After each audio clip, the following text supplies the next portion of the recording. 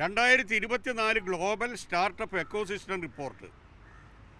അത് world famous data analyse ചെയ്യുന്നൊരു സ്ഥാപനമാണ് USA സ്റ്റാർട്ടപ്പ് ജനോം എന്ന് പറയുന്ന ഡാറ്റ അനലൈസ് ചെയ്യുന്ന ലോകത്തിലെ എല്ലാ രാജ്യങ്ങളിലേക്കും ഡാറ്റ അനലൈസ് ചെയ്ത് പഠനം നടത്തി റിപ്പോർട്ട് കൊടുക്കുന്ന ഒരു സ്ഥാപനമാണിത്. ഡാറ്റ അനലൈസ് സ്ഥാപനമാണ്.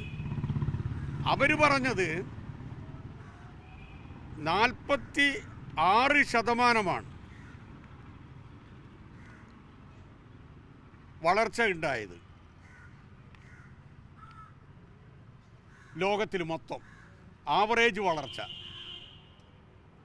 2021 ജൂലൈ മുതൽ 2023 ഡിസംബർ വരെയുള്ള ആവറേജ് വളർച്ച 46%. എന്നാൽ കേരളത്തിലേത് 254% വളർച്ചയാണ് ഉണ്ടായത്.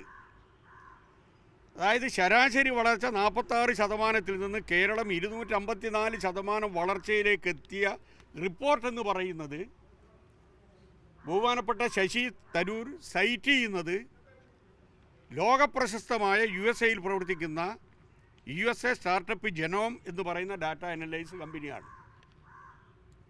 അപ്പോൾ ഈ 3 ആധികാരികമായിട്ടുള്ള സ്ഥാപനങ്ങളുടെ റിപ്പോർട്ടിൻ്റെ അടിസ്ഥാനത്തിൽ ഒരു ലേഖനം എഴുതിയാൽ അത് കേരളത്തിൻ്റെ വികസനത്തിനും പുരോഗതിക്കും സഹായകമാണ്.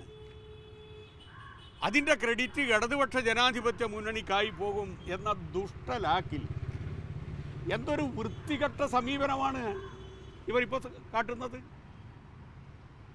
ഈ റിപ്പോർട്ട് ശരിയല്ല എന്ന് ബഹുമാനപ്പെട്ട പ്രതിപക്ഷ നേതാവും അതുപോലെ തന്നെ UDF കൺവീനറും പറഞ്ഞാൽ മനസ്സിലാക്കാൻ സാധിക്കും.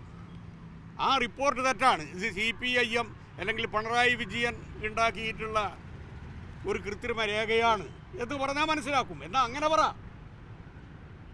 അതിനു പകരം ശാസ്ത്രീയമായ ലോകത്തിലെ അറിയപ്പെടുന്ന സ്ഥാപനങ്ങൾ നടത്തിയിട്ടുള്ള ഒരു പഠന റിപ്പോർട്ടിനെ അടിസ്ഥാനപ്പെടുത്തി 4 ടേം ലോകസഭാ മെമ്പറായ